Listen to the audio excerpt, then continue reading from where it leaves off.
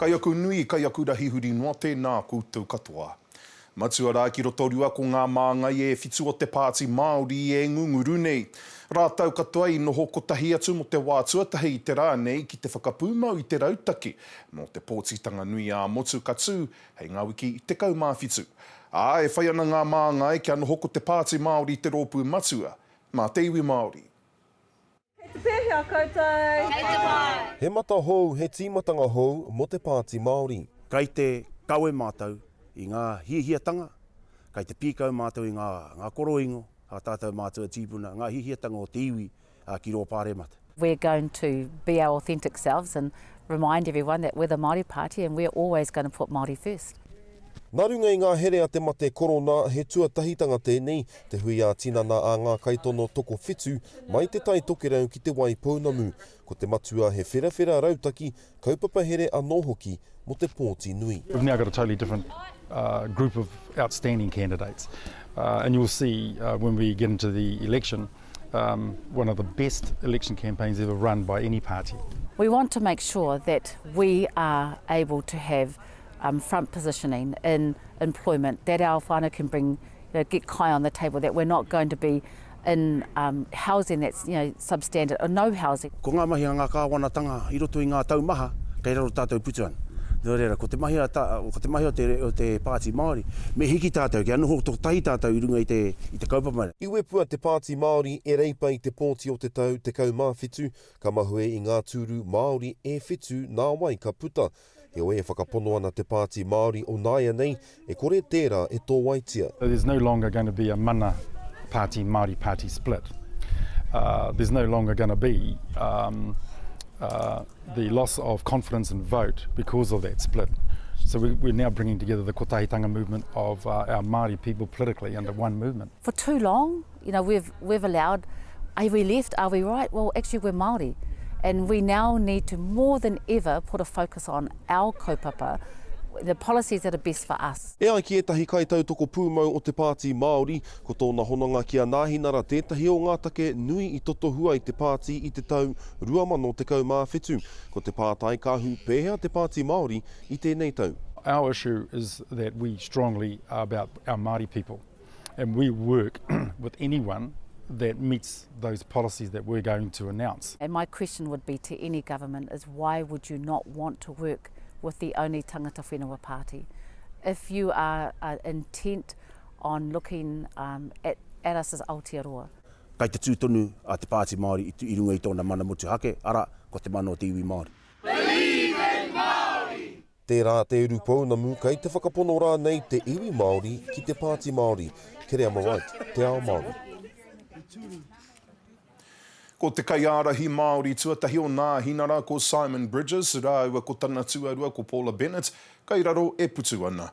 Ko te mema pāremata o te moana toi ko Todd Muller, rāua ko te mema pāremata o te puku o tāmaki ko Niki Kei Arunga, rāua tahi i tohua hei kaiarahi hou i tētahi hui o hotata te runanga o te rōpū i tēnei rā. Hei kōrero i te kaupapa nei kia whakawhiti atu rā tātou i tēnei wā ki tā tātou karere kia James Perry. James, ko waira te tangata nei a Todd Muller. Ara, piripi o te rā te ui, koera te pātai nui i te rā nei o te rā i te wiki nei, ana ko te tangata nei ko Todd Muller, ana e rima te kaumātahi tau tōna pakeke, ana i moe tōna eke ngatu ki te whare pāremata, ko e te tahi o ngā kaiwhakahaere matua a Omua o Zespri, ara te kamupene hua kiwi a kei te moana o toi, ana he kaiwhakahaere anō ki a Omua o Fonterra, ana no te taurua mano te kaumā whāia, kuhu atu ai ki te whare pāremata, hei mema pāremata mo te moana a toi, a hei whakakapi te tūranga o Tony Ryle, ana koe rā anō hoki tētahi o ngā pāta i whiua ki aia i te rangi nei. I'm a dad, I've got 3 kids, I'm a Bay of Plenty boy, I'm a Te Puna boy. I come from the kiwifruit rural heartland of New Zealand. My first school, I was the only Pākehā boy in a Māori convent. I come from the New Zealand communities that basically define this country. And I'm very, very proud to represent my people, and I'm very, very honoured to be given this opportunity to lead such a tremendous team. Ano te wiki nei ki te ai tātou i ngā tātauranga o te ao pāpāho te motu, ana kei raro rāno te pāti nāhinare putu ana nā whai anō i kō kirikiri tia e tāid mala mo te tūranga o Simon Bridges hei kai arahi mo te pāti nāhinara, ana i whiua e Bridges te manuka ki tōna pāti, kia kite anoho ki kō wai rātau e tautoko ana i aia, ana ko tāid mala tērā i manuka takoto, ka wai ake i te rangi nei, ana koe anoho ki te kai hautū hau o te pāti nahinara, ana i mihia a Simon Bridges iei te rangi nei, hoi anōra whai muri atu i tāna mihia ki a Simon Bridges, ka tere hāngai atu tōna titiro ki te whai pōti mo te kōwhiringa pōti matua katu hei te otinga o tēnei tau, ana ko te āhua nei, ko tōna tino aronga i tēnei tau, ko te hapuri o tira ngā pāhara keke. This election will be about the economy, but not the economy the bureaucracy talks about. It'll be the economy you live in, the economy in your community, your job, your main street, your tourism business, your marae, your local rugby league club, your local butcher, your netball courts, your farms, your shops and your families. And this is the economy national MPs are grounded in, and the one that matters the most to New Zealand. I'm about what's best for you and your family, not what's wrong with the government. I'm not interested in opposition for opposition's sake. We're all tired of that kind of politics. I'm about ideas that get results. Ara mō Simon Bridges ake ana kaore kore kaore tēnei te āhuatanga i hiahia nei e ia, i matapai rānei e ia a kaoti tāna tūranga hei kai arahi mo te Party Māori.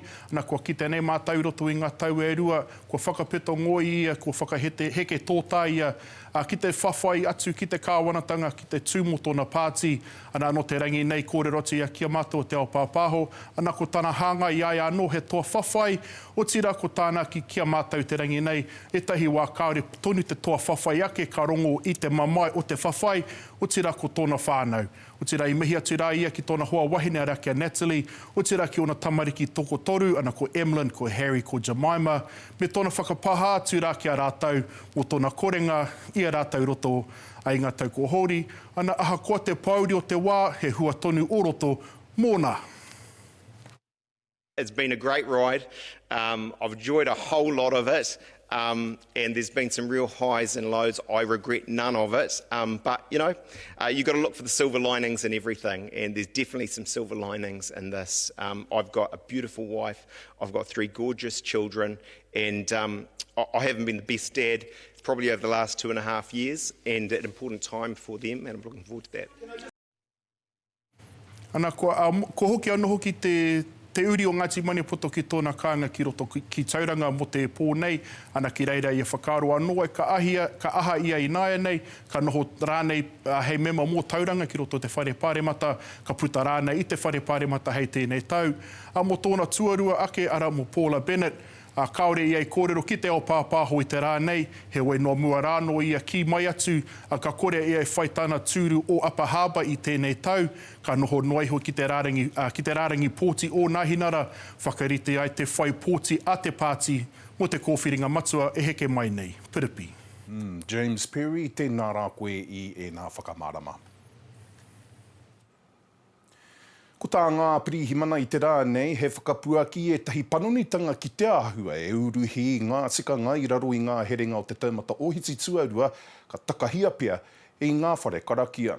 I mua ke nei te kaunoiho ngā tāngata i whakaaetea i ngā whare karakia, e atu i tēnei rā, he nui noa atu e whakaaetea ana me he mea ka noho tīrara ngā tāngata kia rua mita te tawhiti. Ko ngā herenga o mua te aro i te kaiarahi o te hāhi Destiny a Brian Tāmaki, i te rātapu ki muri i whakatū karakia nui ia, hei tāna i tau tokohia ia, e ngā pirihimana. Well, I believe it was first of all a breach of our religious freedoms, definitely, and the Bill of Rights and all that stuff. And also, I felt a huge encroachment on our civil liberties. We were right in actually not only getting together as a church, but we should have been able to do it without having all of the media hype that we were trying to break the law and people getting upset with us. We were right all along. So this Sunday we'll be meeting open.